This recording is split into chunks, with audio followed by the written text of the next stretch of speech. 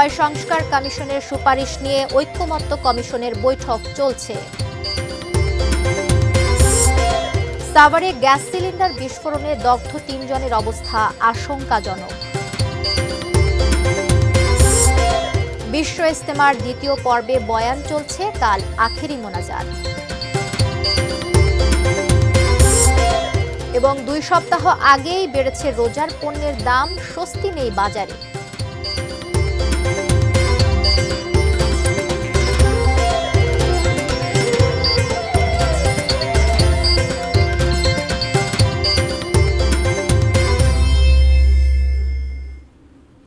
ATN news দেখছেন, দেশের খবরের সাথে আছি আমি জান্নাতুল ফিরদাউস কবিতা। এতক্ষণ শুনছিলেন আকিজ বশির গ্লাসের সৌজন্যে সংবাদ শিরোনামগুলো।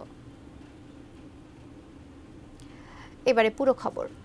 প্রধান উপদেষ্টা ডক্টর মোহাম্মদ ইউনূসের নেতৃত্বে গঠিত জাতীয় ঐক্যমত্য কমিশনের সঙ্গে রাজনৈতিক দলগুলোর প্রথম বৈঠক চলছে। বিকেল ৩টার কিছু পরে রাজধানীর ফরেন সার্ভিস একাডেমিতে শুরু হয় এই বৈঠক। বিএনপি, জামায়াত ইসলামী ও বৈষম্য বিরোধী ছাত্র আন্দোলনের প্রতিনিধি সহ বিভিন্ন রাজনৈতিক দলের প্রতিনিধিরা বৈঠকে অংশ নিয়েছেন। বিএনপির পক্ষে দলটির মহাসচিব মির্জা ফখরুল ইসলাম আলমগীরের নেতৃত্বে ৬ সদস্যের প্রতিনিধি দল বৈঠকে যোগ দেন। দলের সেক্রেটারি জেনারেল মিয়া গোলাম পরোয়ারের নেতৃত্বে জামাতে ইসলামের ৫ সদস্যের প্রতিনিধি দল যোগ দেন এতে। এছাড়া জাতীয় নাগরিক কমিটি, বিজেপি, গণ অধিকার পরিষদ, নাগরিক ঐক্য, জাতীয় পার্টির একাংশ, বাংলাদেশের কমিউনিস্ট পার্টি সহ বিভিন্ন দলের প্রতিনিধিরাও অংশ নিয়েছেন। বৈঠক শুরুর আগে প্রধান উপদেষ্টার প্রেস সচিব শফিকুল আলম বলেন, ৬টি সংস্কার কমিশনের সুপারিশ নিয়ে সংলাপের সূচনা হলো। তিনি জানান, জুলাই সনদের ওপর নির্ভর করবে আগামী জাতীয় নির্বাচনের তারিখ।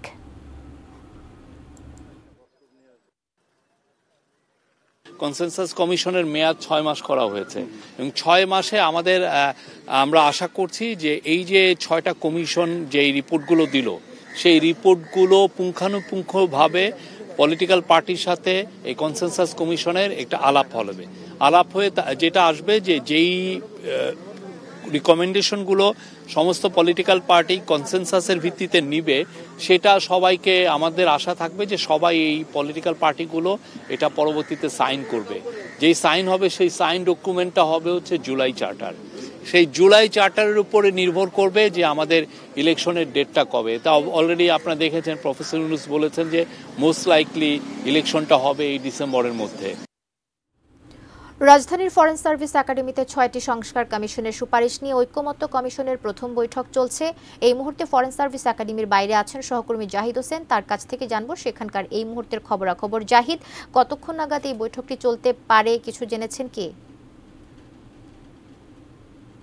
২:৩০ নাগাদ যে সকল রাজনৈতিক দলগুলো এই মুহূর্তে সক্রিয় আছে তাদের প্রতিনিধিরা এই ফরেন সার্ভিস একাডেমি থেকে আসতে শুরু করেন এবং ঠিক দুপুর ৩টা নাগাদ প্রধান উপদেষ্টা তিনি এখানে এসে পৌঁছান এবং তারপরেই মূলত যে বৈঠক আজকে ঐক্যমত্য কমিশন, সেই বৈঠক শুরু হয়েছে এবং যে বৈঠক এখন চলছে এবং বৈঠকের প্রথম সারিতে সেখানে মাঝখানে বসেছেন প্রধান উপদেষ্টা ডক্টর মোহাম্মদ ইউনূস এবং তার বাম দিকে ৩জন যে সংস্কার কমিশনের প্রধান তারা বসেছেন, ডান দিকে ৩জন বসেছেন এবং সামনের অংশে প্রধান উপদেষ্টার সামনের অংশে ডান দিকের প্রথম যিনি বসেছেন তিনি কিন্তু জামায়াত ইসলামের যে নায়েবে আমির ডাক্তার এটিএম আবু তাহের তিনি বসেছেন এবং উপদেষ্টার বাম পাশের অংশের সামনের দিকে সেখানে বসেছেন বিএনপির যিনি মহাসচিব মির্জা ফখরুল ইসলাম আলমগীর। এবং এছাড়াও আমরা দেখেছি যে আরও অনেক রাজনৈতিক দল, যেমন আমরা বলতে পারি যে নাগরিক যে ঐক্য আছে তার যিনি সভাপতি আছেন এবং বৈষম্য বিরোধী ছাত্র আন্দোলনের যে আহ্বায়ক আছে তারা এসেছেন, গণ অধিকার পরিষদের যিনি সভাপতি নুরুল হক নূর তিনি এসেছেন।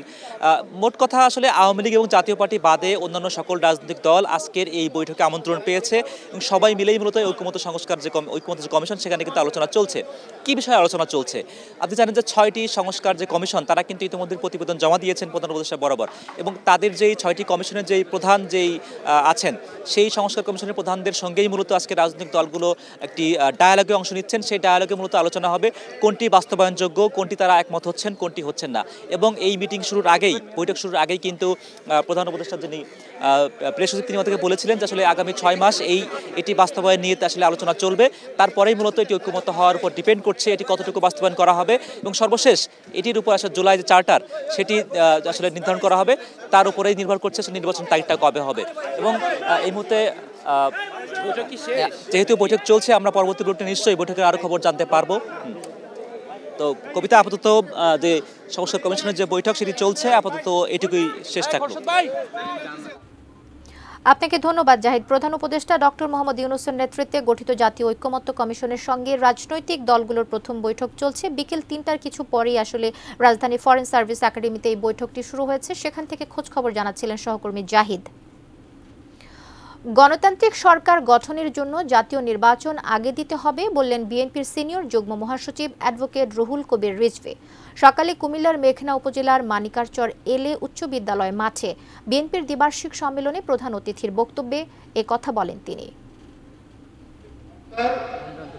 জনগণের ক্ষমতা আগে জনগণকে ফিরিয়ে দিবে জাতীয় সংসদের নির্বাচনের মধ্যে। জাতীয় সংসদ নির্বাচন হচ্ছে রাজনৈতিক দল নির্বাচন করবে, এলাকায় এলাকায় সংসদ সদস্য প্রার্থী দেবে এবং যাদেরকে খুশি জনগণ তাদেরকে ভোট দিয়ে যে দল বেশি সিট পাবে, আসন পাবে, তারা সরকার গঠন করবে। এটা শেখ হাসিনা 17 বছর হতে দেয়। দেশের খবরে আছি, একটা বিরতি নিয়ে ফিরে আসছি, আমাদের সাথেই থাকুন।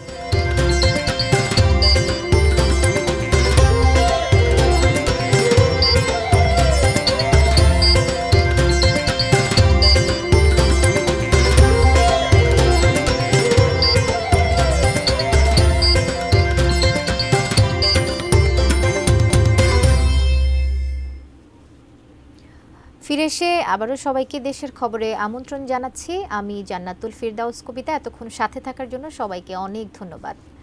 ফজরের নামাজের পর ভারতের মাওলানা ইলিয়াস বিন সাদের আম বয়ানের মধ্য দিয়ে শুরু হয়েছে বিশ্ব ইজতেমার দ্বিতীয় দিনের আনুষ্ঠানিকতা। চলছে বয়ান ও তালিম। আগামীকাল আখিরি মোনাজাতের মাধ্যমে শেষ হবে এবারের ইজতেমা। আরও জানিয়েছেন প্রতিনিধি মাজহারুল ইসলাম মাসুম।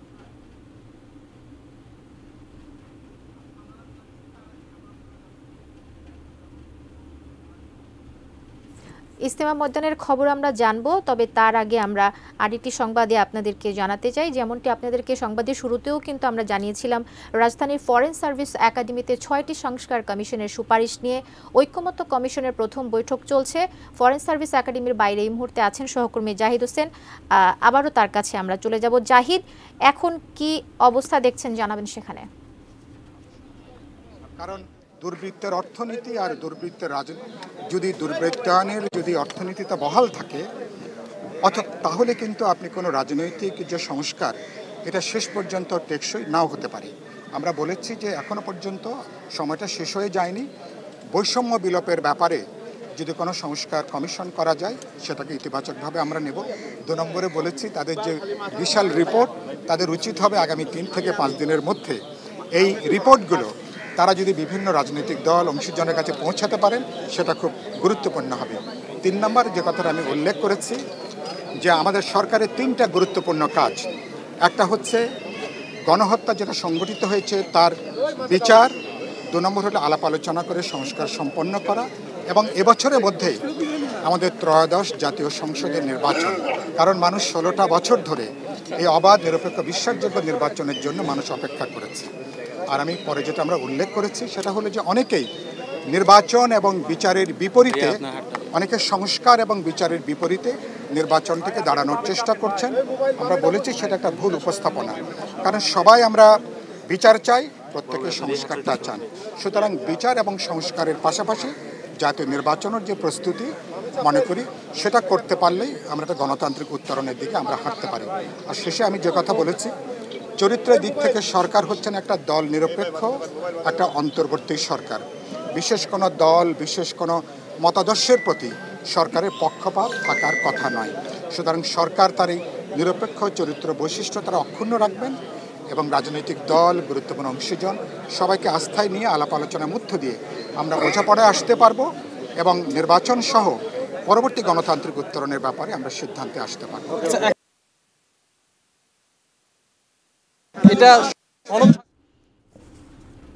দর্শক, আপনারা শুনছিলেন ফরেন সার্ভিস একাডেমির বাইরে একজন রাজনৈতিক ব্যক্তিত্ব বক্তব্য রাখছিলেন। আমরা সেখানে গিয়েছিলাম জাহিদের মাধ্যমে, তার বক্তব্যটি আমরা সেখান থেকে শুনছিলাম। আমরা আবারও পরবর্তীতে আমাদের সহকর্মীর কাছে চলে যাব, যখন বৈঠকটি শেষ হবে কি নিয়ে কথা হয়েছে সেই বিষয়গুলো জানার চেষ্টা করব। ফজরের নামাজের পর ভারতের মাওলানা ইলিয়াস বিন সাদের আম্বয়ানের মধ্য দিয়ে শুরু হয়েছে বিশ্ব ইজতেমার দ্বিতীয় দিনের আনুষ্ঠানিকতা। এই বিষয়ে আমাদেরকে জানিয়েছেন সহকর্মী মাজহারুল ইসলাম মাসুম।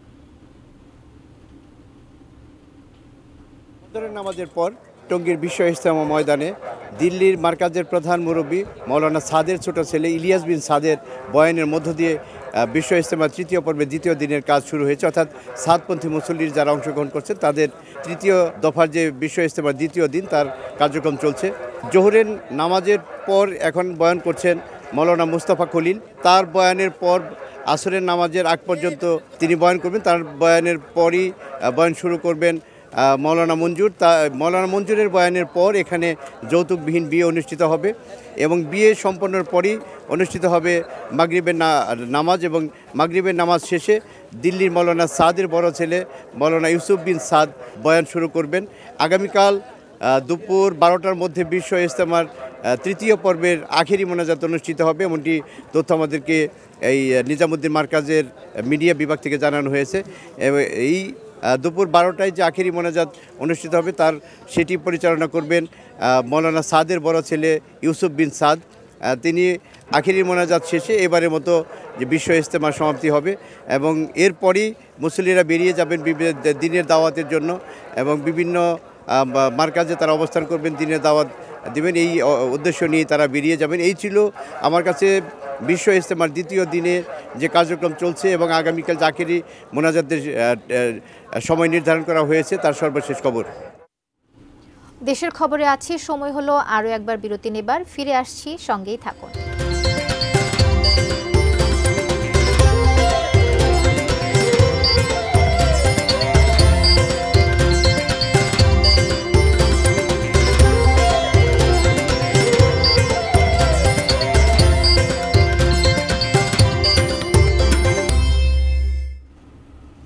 ফিরে এসে সবাইকে আবারও আমন্ত্রণ জানাচ্ছি। দেশের খবরে আপনাদের সাথে আছি আমি জান্নাতুল ফিরদাউস কবিতা।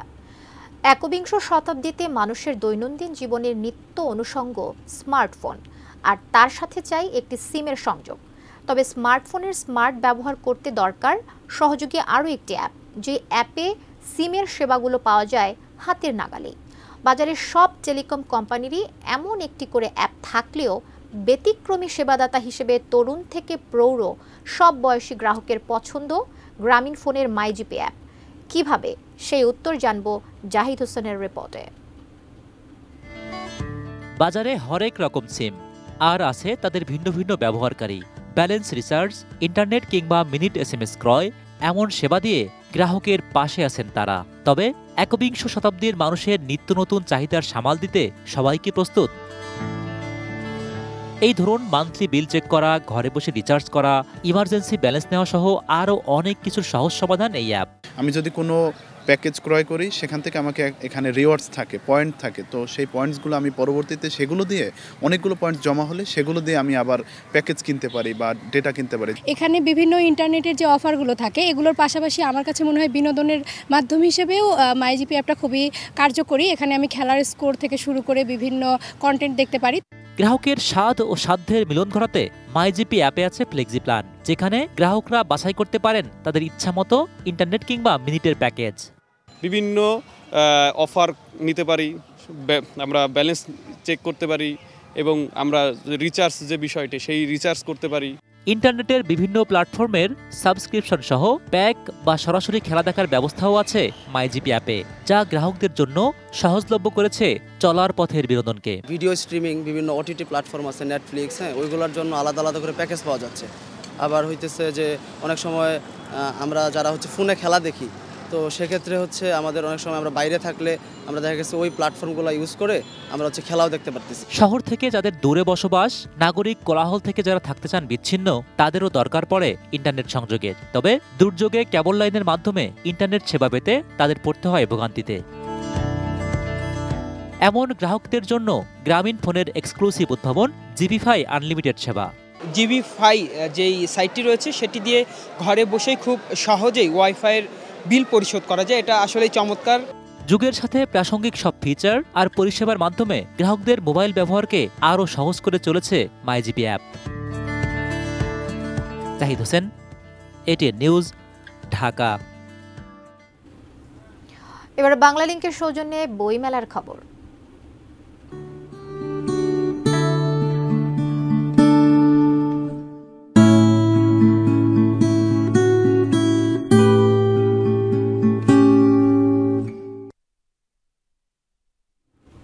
অমর একুশে বইমেলার 15তম দিন আজ। মেলার পরিস্থিতি জানতে সরাসরি যুক্ত হচ্ছে সহকর্মী সাদিয়া আফরোজের সঙ্গে। সাদিয়া, পাঠক দর্শনার্থী যারা আছেন তারা কি তাদের মন মতো বই এবার পাচ্ছেন কিনা, এবং আরেকটি বিষয় যেটি জানতে চাইব যে এবারের বইমেলায় বইয়ের গুণগত মান নিয়ে কোনো রকম অভিযোগ আছে কিনা পাঠকদের মাঝে? গড়াচ্ছে তত মেলার মাঠে ভিড় বাড়ছে এবং বেলা 2টায় আজকে মেলা প্রাঙ্গণ খোলার পর থেকে আমরা দেখেছি যে একেবারে বাইরে যতটা না ভিড়, অর্থাৎ বইমেলায় আসার জন্য মানুষের যতটা না চাপ দেখা যায় তার চেয়ে বরং বেশি আপনি মেলায় ঢুকলেই বুঝতে পারবেন যে মেলায় কি পরিমাণ মানুষ। অর্থাৎ বেলা 2টায় আজকে মেলা খোলার মূল কারণ হচ্ছে যে সকাল থেকেই নর্মালি আমরা দেখি যে সবসময় ছুটির দিনগুলোতে সকালে মেলা প্রাঙ্গণ খুলে দেওয়া হয় 11টায়, কিন্তু আজকে বিশ্ববিদ্যালয়ে ভর্তি পরীক্ষা থাকার কারণে আমরা এর আগের সপ্তাহে দেখেছিলাম যে মেলা প্রাঙ্গণ শনিবারে খোলা হয়েছিল বেলা 2টায়, এবং অন্যান্য যে ছুটির দিনগুলো থাকে শুক্রবার অথবা অন্য কোনো সরকারি ছুটির দিন সেই দিনগুলোতে কিন্তু মেলা প্রাঙ্গণ সকালেই খোলা হয়। এবং আজকে 2টায় মেলা খোলার পর থেকে আমরা দেখেছি যে সাধারণ মানুষ এবং পাঠকদের উপস্থিতি অনেক বেশি, এবং একই সাথে তাদের সন্তান, বিশেষ করে বাবা মা যারা আসছেন তাদের সাথে সন্তানদের উপস্থিতি অনেক বেশি। বিশেষ করে যেহেতু স্কুল কলেজ এবং অফিস আদালত বন্ধ থাকে এই ছুটির দিনগুলোতে, তাই বেশিরভাগ মানুষেরই চেষ্টা থাকে ছুটির দিনগুলোতে বইমেলায় আসার জন্য। এবং ছোট শিশু থেকে শুরু করে একেবারে 1 বছর 2 বছর থেকে বড় শিশু কিশোরদের উপস্থিতি যেমন বেশি, এবং তারা বলছেন যে শিশু কিশোররা মূলত যেহেতু ভূতের বই কিংবা অন্যান্য এই ধরনের তাদের পছন্দের বইগুলো কিনতে পছন্দ করেন, তাই তাদের বিক্রেতারা বলছেন যে এই দিনগুলোতে বিক্রিও বেশি থাকে। সে কারণে আজকে মেলা প্রাঙ্গণে যেহেতু ভিড় বেশি, পাঠকরা বেশি, তাই বিক্রিও বেশি। এবং যেহেতু বেলা গড়াচ্ছে বেশি, তাই বইমেলায় আমরা দেখতে পেয়েছি যে ভিড় বাড়ছে, এবং একই সাথে যেহেতু বেলা রাত 9টা পর্যন্ত এই বইমেলা চলবে, তাই বিশেষ করে 5টার পর থেকে সন্ধ্যা 7টা এই সময়টা বিশেষ করে ভিড় বেশি থাকে। সেই সময়টা নিশ্চয়ই আরও বেশি উপচে পড়া ভিড় থাকবে, সে সময় নিশ্চয়ই আমরা আপনাকে জানাতে পারবো। কবিতা। অমর একুশে বইমেলার 15তম দিনে মেলার পরিস্থিতি জানছিলাম সহকর্মী সাদিয়া আফরোজের সঙ্গে যুক্ত হয়ে। দেশের খবর শেষ করব, তবে যাবার আগে আকিজ বশির গ্লাসের সৌজন্যে শিরোনামগুলো দেখে নেব এক নজরে আরও একবার।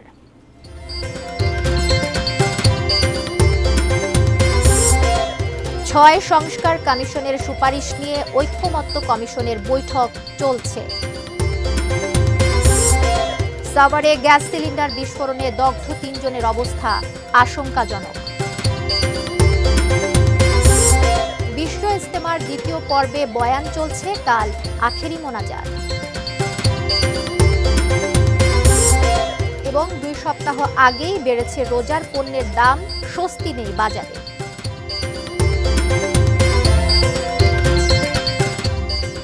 এই ছিল দেশের খবর। কাল আবারও দেখা হবে একই সময়। এটিএন নিউজের সব খবর জানতে ভিজিট করুন www.atnnewstv.com। এছাড়া চোখ রাখুন এটিএন নিউজের ইউটিউব ও ফেসবুক পেজে। ধন্যবাদ সাথে থাকার জন্য।